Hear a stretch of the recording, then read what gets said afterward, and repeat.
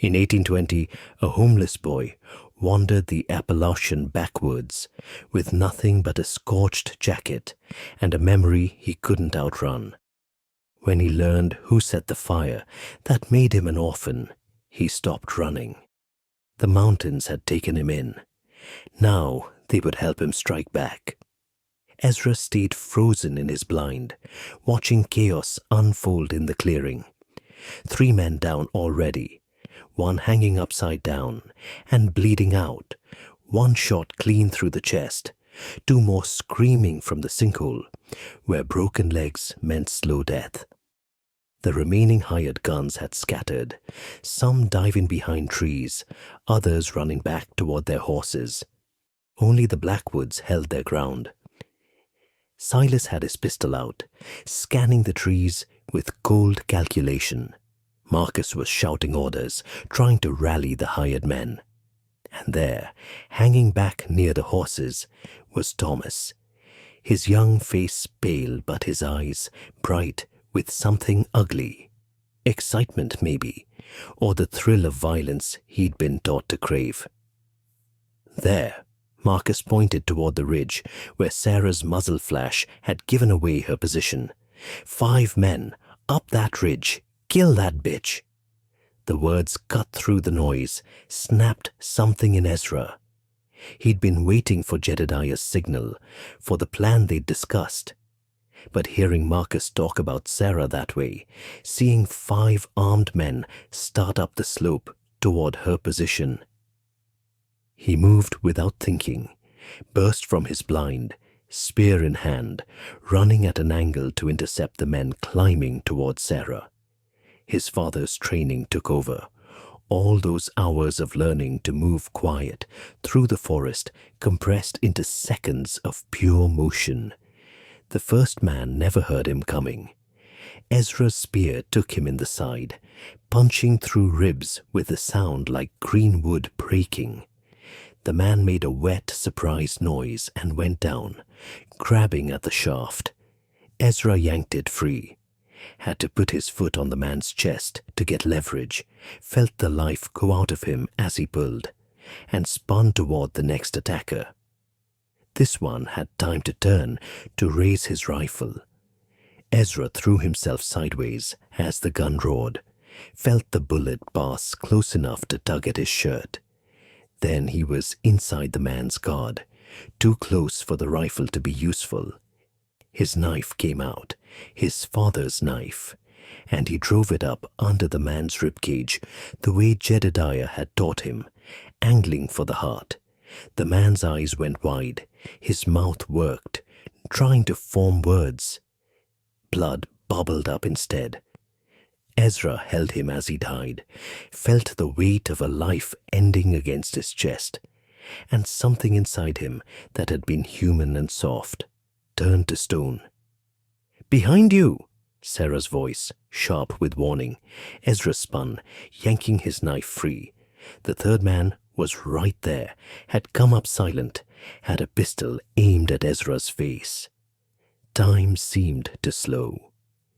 Ezra saw the man's finger tightening on the trigger, knew he couldn't move fast enough, understood in that stretched moment that this was how he'd die. Sarah's rifle cracked. The man's head snapped back, and he fell backward down the slope like a puppet with cut strings. "Move!" Sarah was already running, relocating before anyone could draw a bead on her new position. Ezra followed, his legs shaking now that the immediate danger had passed, his mind catching up to what his body had done. He'd killed 2 men, felt them die against his hands, saw the light go out of their eyes. And the worst part, the thing that made his stomach twist, was that he didn't feel sorry.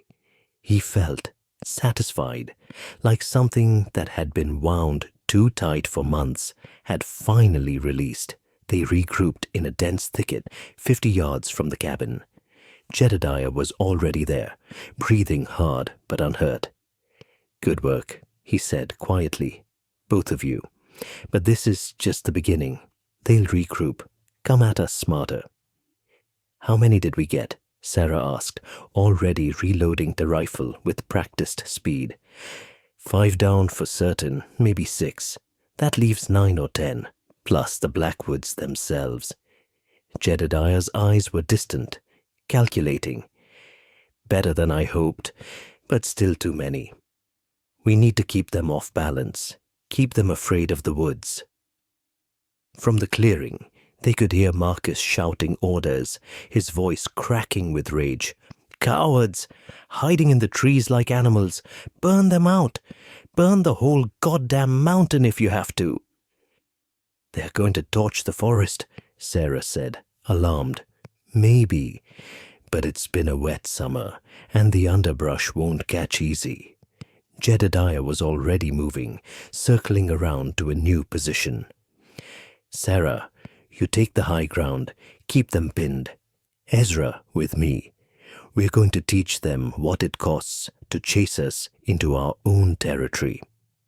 They moved like ghosts through the forest, using every bit of cover, every fold in the terrain.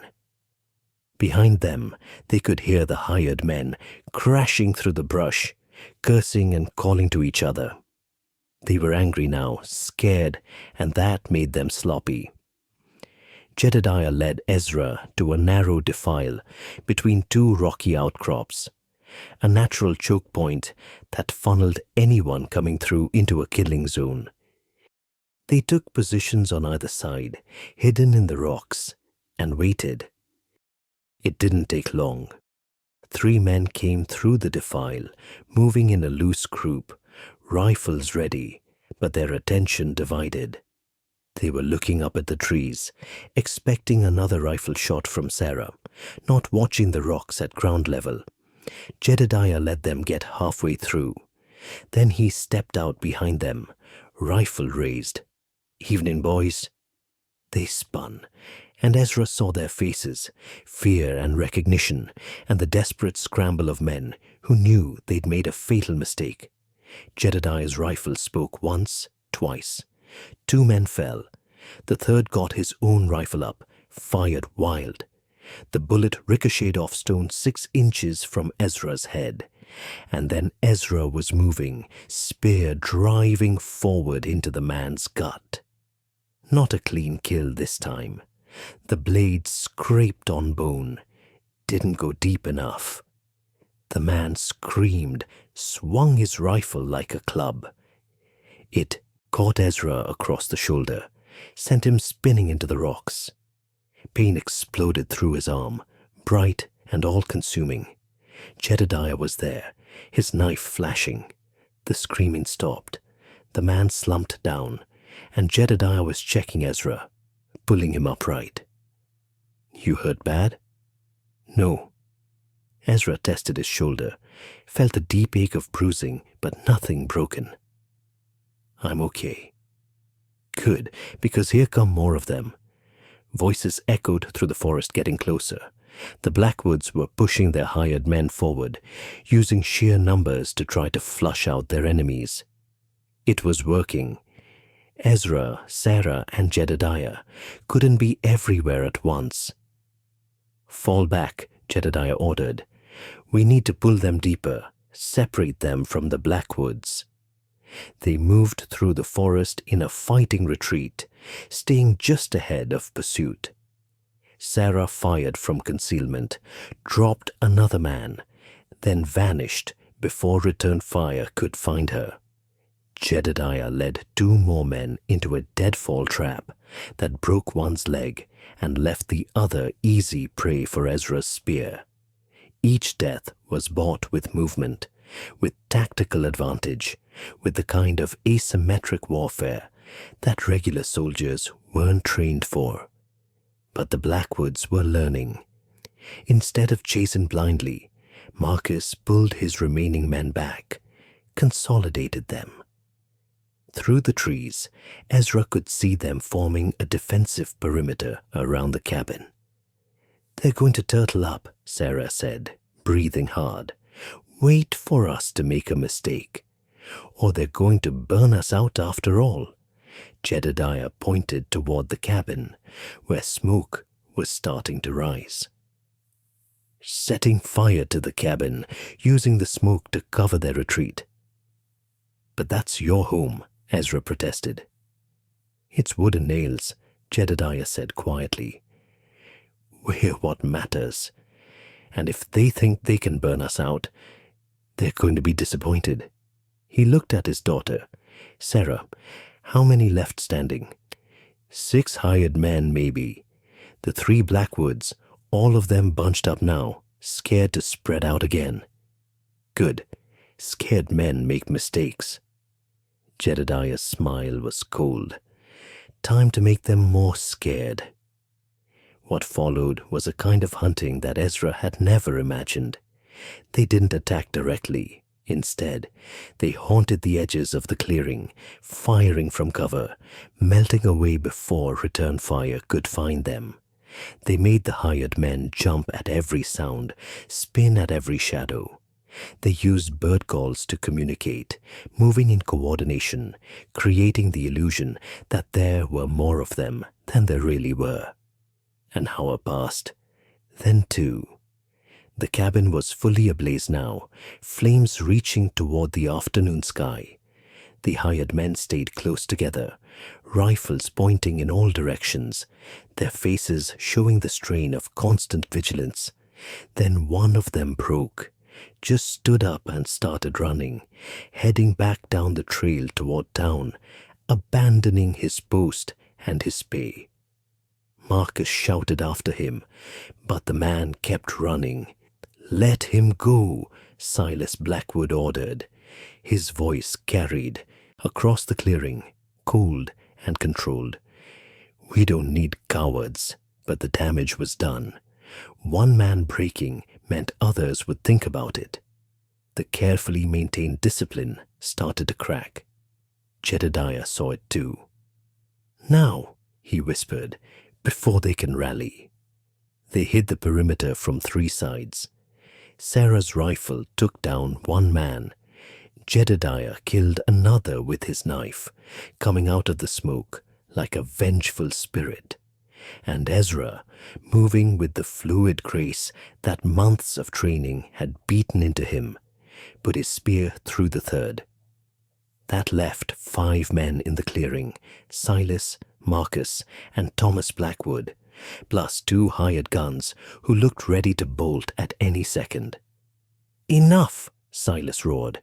He grabbed one of the hired men, put his pistol to the man's head.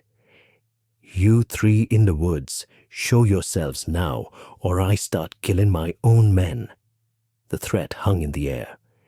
Ezra, concealed behind a fallen log, felt his breath catch. The hired man was young, maybe 19, eyes wide with terror. He'd come here for wages, not to die for someone else's land grab. "I mean it," Silas cocked the pistol. 3 seconds, 1. "Let him go, Silas." Jedediah stepped out of the smoke and shadows, rifle leveled at the older Blackwood. "This is between you and me. These boys don't need to die for your creed." "That's rich coming from a man who's killed 8 of them already." Silas's pistol stayed pressed to the hired man's temple. "Drop your weapon, or this one's death is on you." Jedediah hesitated, and in that moment of hesitation, everything went wrong. Marcus moved fast, faster than anyone expected. He grabbed Sarah as she emerged from the smoke to back up her father, yanked her in front of him as a shield, his knife at her throat. "How about this, old man? You drop your rifle, or I open your daughter from ear to ear." Sarah struggled, tried to break free, but Marcus was bigger, stronger. His knife drew a thin line of red across her neck, and she went still. "Sarah," Jedediah's rifle wavered. "That's right," Marcus grinned, ugly and triumphant. "Now we're talking sense. You got 2 choices, Hart. Walk away right now, leave this land to us, and we let you both live. Or refuse, and we kill her slow while you watch. Then we kill you. What's it going to be?" Ezra watched from concealment, his mind racing. 2 hired men, all 3 Blackwoods, and they had Sarah. Jedediah couldn't shoot. Any move would get his daughter killed. The fight was over. They'd lost. No, not like this. Not after everything. His hand went to his belt, found the knife his father had given him.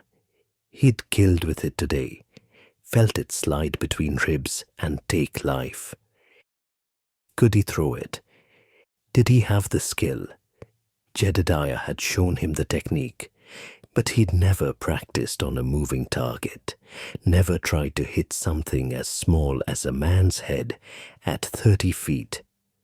But if he didn't try, Sarah would die. They'd all die, and the Blackwoods would win, just like they'd won against his parents, just like they won against everyone who stood up to them. His father's voice echoed in his memory. Sometimes, son, you just got to trust your hand and let fly. Ezra stood up slowly, knife held loose and ready. Marcus saw him, laughed. Look, it's the Thorn Boy, come to watch us finish what we started. Let her go, Ezra said, his voice steady, despite the fear hammering in his chest. This isn't her fight. Everything's our fight if we say it is. Marcus pressed the knife harder against Sarah's throat. And you're in no position to make demands, boy. In fact, I'm thinking maybe we finish what we started with your family. Make sure there's no thorns left to tell lies about us. There's something you should know about my family, Ezra said, taking a step forward, letting his arm hang loose, the knife hidden against his leg. My father taught me to hunt, taught me patience, accuracy, how to make every shot count. Another step. My mother taught me to read, to understand the law, to know the difference between justice and murder. Another step, Marcus's eyes tracking him, the knife at Sarah's throat, the center of all attention. But most important, they taught me that some things are worth dying for. Touching, Marcus sneered. Now stand still before I... Ezra's arm snapped forward. The knife flew, tumbling end over end through the air. It was a perfect throw, all those hours of practice compressed into one moment of desperate need. And it would have worked. Should have worked. The blade was on target, spinning toward Marcus's face. But Thomas Blackwood, the youngest, moved at the last second, stepped forward, trying to get a better look at what was happening. The knife that should have hit Marcus caught Thomas in the throat instead. The boy made a wet, choking sound. His hands went to his neck, trying to stop the blood, but it poured between his fingers in pulsing streams. He dropped to his knees, then forward onto his face, twitching. For a frozen moment, everyone stared. Then Silas Blackwood screamed, a sound of pure rage and anguish. My boy, my son, you killed my son. Marcus, shocked by his brother's death, loosened his grip on Sarah. She took the opening, drove her elbow into his gut, twisted away from his knife. Jedediah's rifle cracked, and one of the hired men went down. The other threw his weapon aside and ran, disappearing into the trees. Marcus lunged at Sarah, knife slashing. She dodged, but not quite fast enough. The blade caught her arm, opened a long gash. She fell back, and Marcus was on her, raising the knife for a killing blow. Ezra tackled him from the side. They went down in a tangle of limbs, rolling in the dirt. Marcus was bigger, heavier, but Ezra fought with the desperation of someone who'd already lost everything. His fists hammered into Marcus's face. His teeth found the man's ear and bit down hard. Marcus screamed, threw him off. They scrambled to their feet, circling each other. Marcus still had his knife. Ezra's was buried in Thomas's throat. But Ezra had his spear, had dropped it when he made his throw. It lay 3 feet away, close enough if he could reach it. Marcus saw him looking, smiled through the blood on his face. "Go ahead, try for it. Give me an excuse." Gunfire behind them, Jedediah and Silas trading shots, neither able to get a clean angle. Sarah was on her feet, holding her wounded arm, trying to find her rifle in the chaos. Ezra feinted left, dove right. His hand closed on the spear shaft. He rolled, came up with the weapon leveled. Marcus charged, his knife seeking Ezra's heart. But Ezra had trained for this, had drilled the movement 1,000 times. He pivoted, let Marcus's momentum carry him onto the spear point. The blade punched through Marcus's chest, grated against spine, erupted from his back. Marcus looked down at the shaft, protruding from his body, then up at Ezra. Blood bubbled from his lips. "You little—" "This is for my parents," Ezra said quietly. Then he twisted the spear and shoved forward, driving Marcus backward until the man's back hit a tree. He pinned him there, watched the life drain from his eyes, and felt nothing but a cold, distant satisfaction. Marcus Blackwood, rapist and murderer, and heir to a criminal empire, died trying to speak, trying to form one last curse. But all that came out was blood. Ezra left the spear where it was, turned to find Silas Blackwood and Jedediah locked in combat. The 2 older men had run out of bullets, had resorted to knives and fists. They were both bleeding, both exhausted, fighting with the desperate energy of men who knew this was the end. "Father!" Sarah pointed her rifle at Silas's back. "No!" Jedediah gasped. "This is between him and me." They broke apart, breathing hard. Silas looked around at the carnage. 8 hired men dead, both his sons dead. His carefully planned attack turned into a massacre. His eyes found Ezra, standing over Marcus's body, and something terrible twisted his features. "You," he rasped. "I should have killed you when I had the chance. Should have strung you up next to your father." "Yeah," Ezra agreed. "You should have." Silas looked at Jedediah. "This isn't over. I'll bring the law down on you. I'll bring 50 men, 100. I'll burn every home in these mountains until there's nothing left but ash and bones." "Maybe," Jedediah said. "But first, you got to get out of these mountains alive.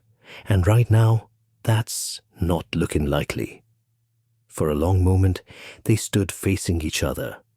The old mountain hermit and the would-be king of the territory. Then Silas spat blood, turned, and stumbled toward his horse. The animal had fled during the fighting, but it hadn't gone far, was standing at the edge of the clearing, looking spooked. "Let him go?" Sarah asked, her rifle still trained on his back. Jedediah nodded slowly. "Let him go. He needs to carry the message back, needs to tell everyone what happens when you come after the people of these mountains."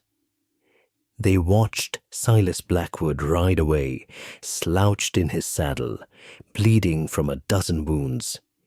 He looked back once at the clearing where his sons lay dead, and something in his face went beyond rage into a cold, calculating hatred that promised this was far from finished. Then he was gone, swallowed by the forest. The silence that followed was profound. Ezra could hear his own heartbeat, the crackle of the still-burning cabin, the whisper of wind through the trees. He looked around at the clearing, bodies everywhere, blood soaking into the earth, the smell of smoke and death heavy in the air. "We won," he said, and was surprised by how empty the words felt. "We survived," Jedediah corrected, moving to check on Sarah's arm. "That's not the same thing."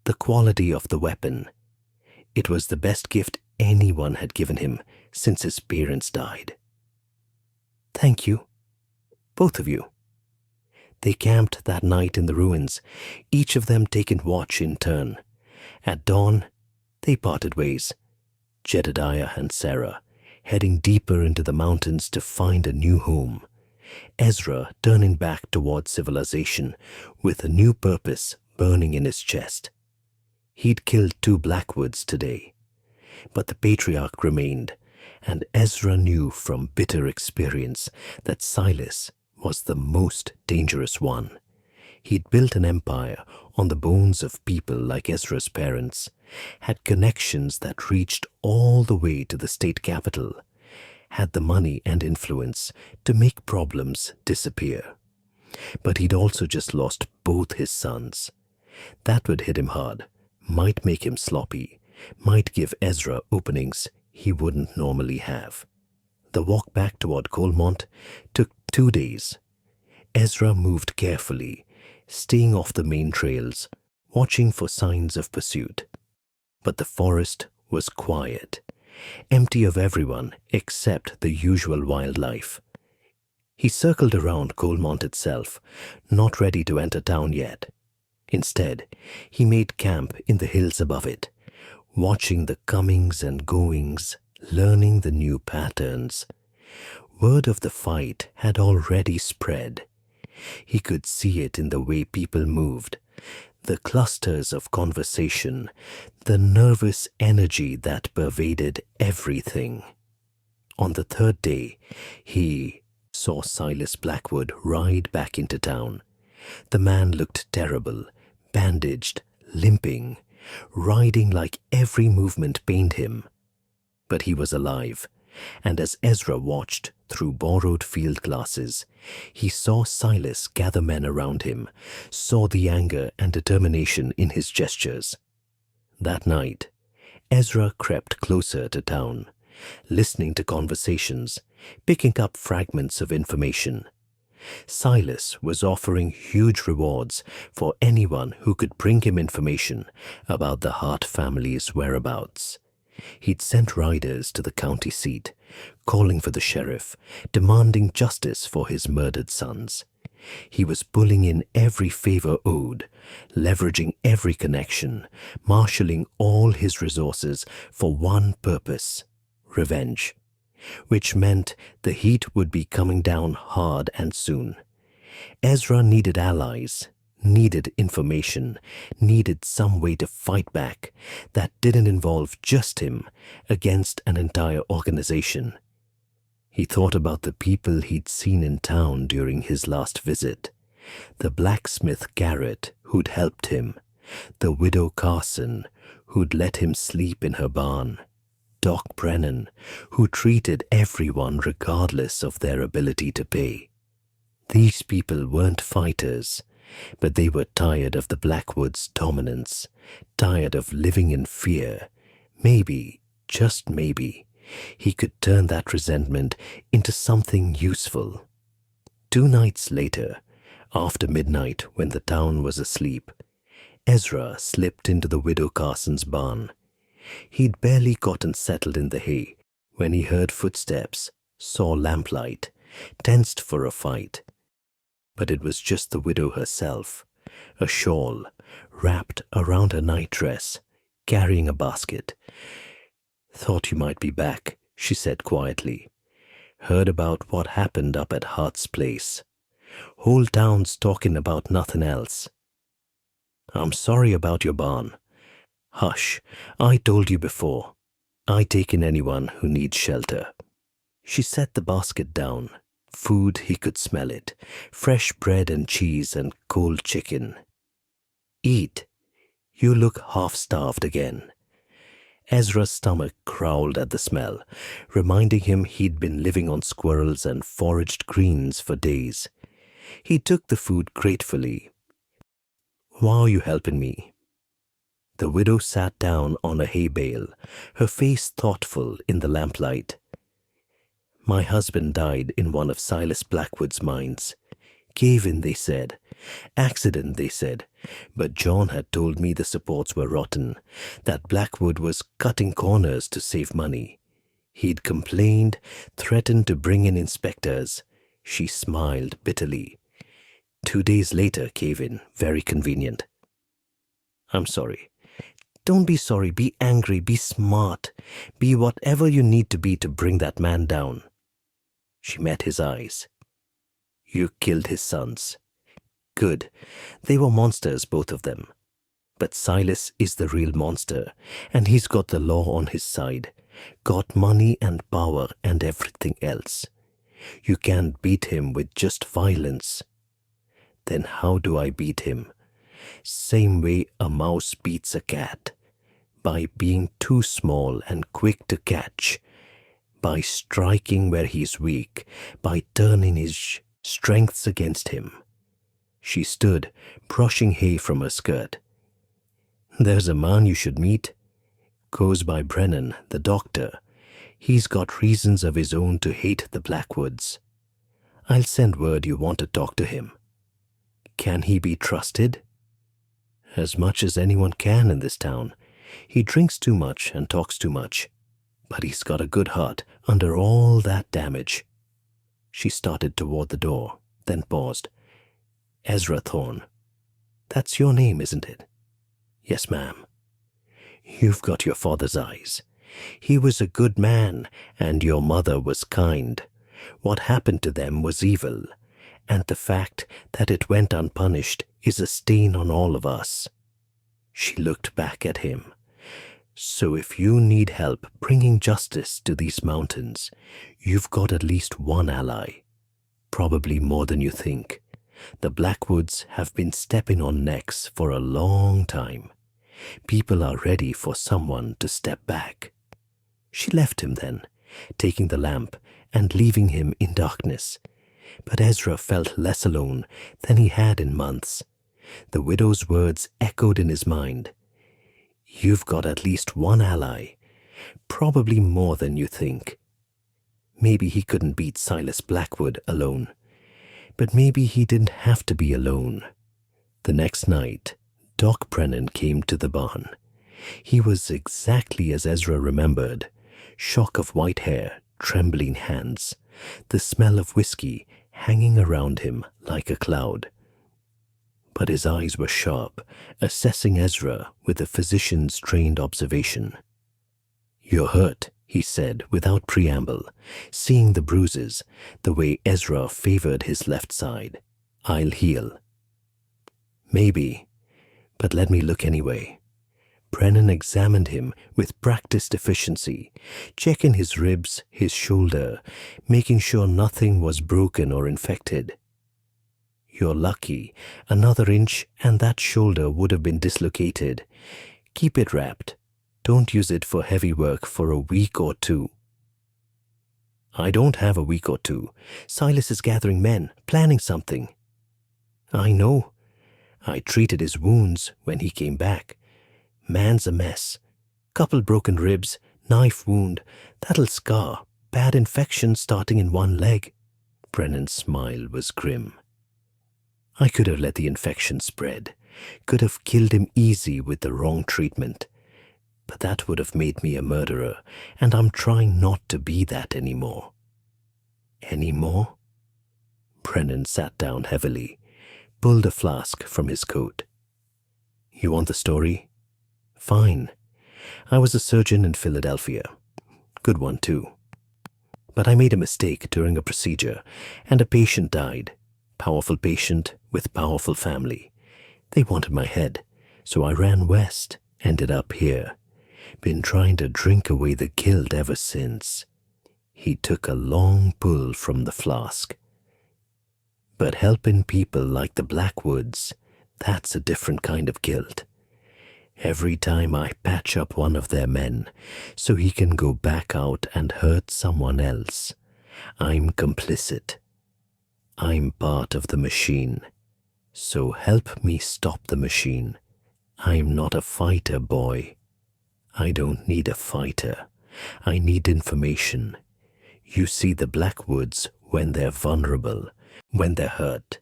when they're talking without thinking. You know their secrets. Brennan was quiet for a long moment, studying his flask. There's something you should know about Silas. His wife, the boy's mother, she killed herself 5 years back, hung herself from a beam in their barn. Word was she'd found out about her husband's activities, the women he'd forced himself on, the families he'd destroyed.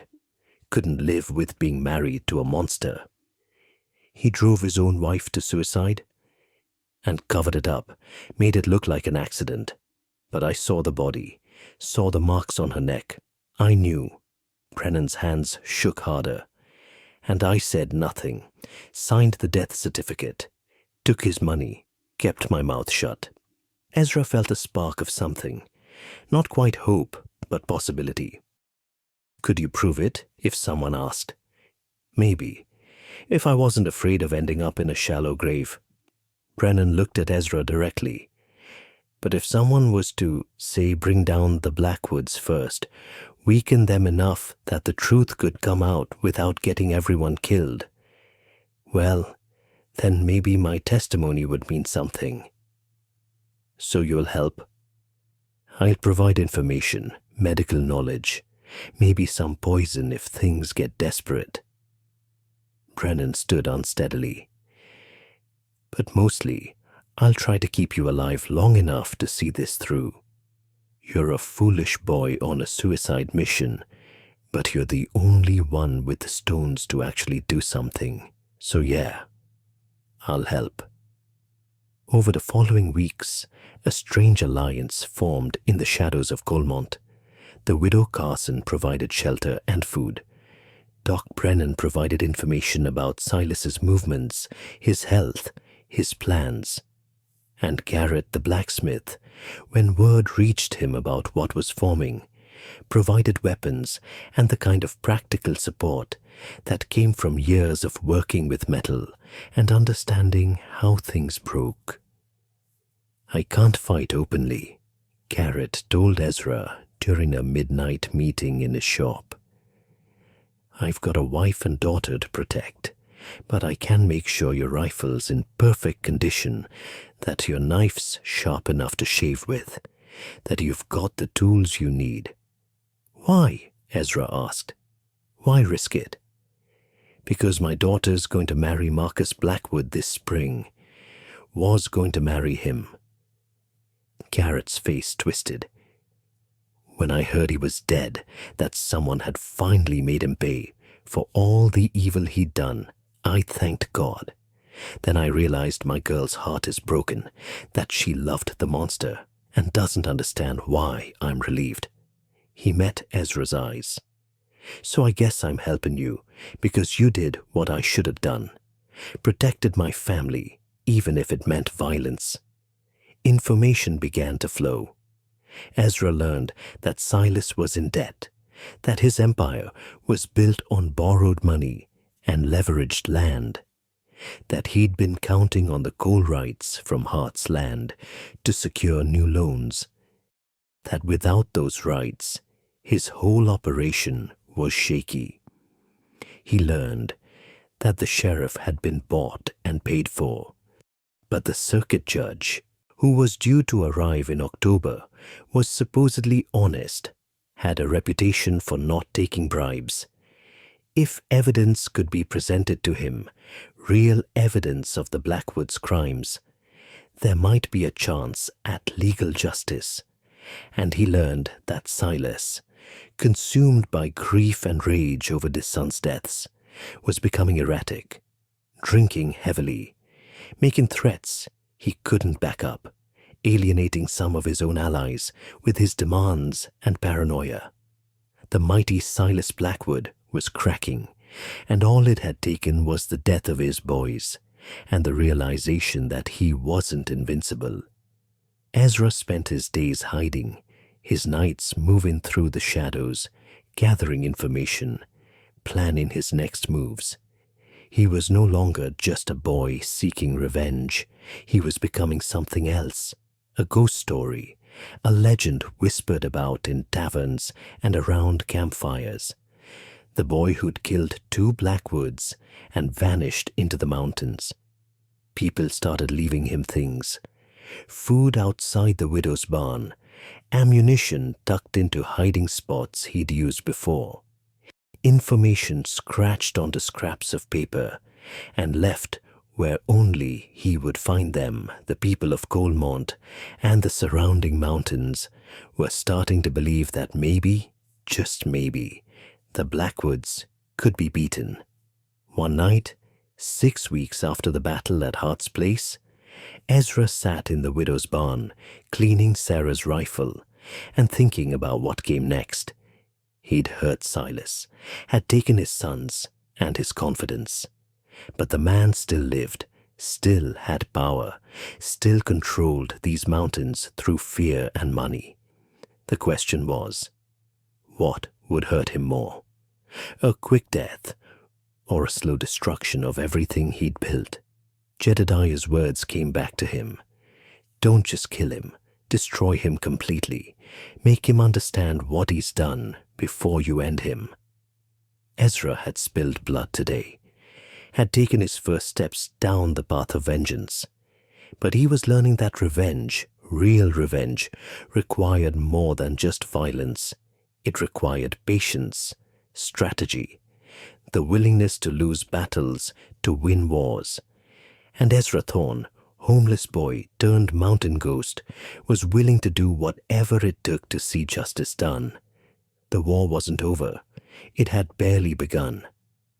But for the first time since his parents' murder, Ezra felt something beyond rage. He felt hope, cold and hard and dangerous, but hope nonetheless. The Blackwoods had made a terrible mistake when they let him walk away that day.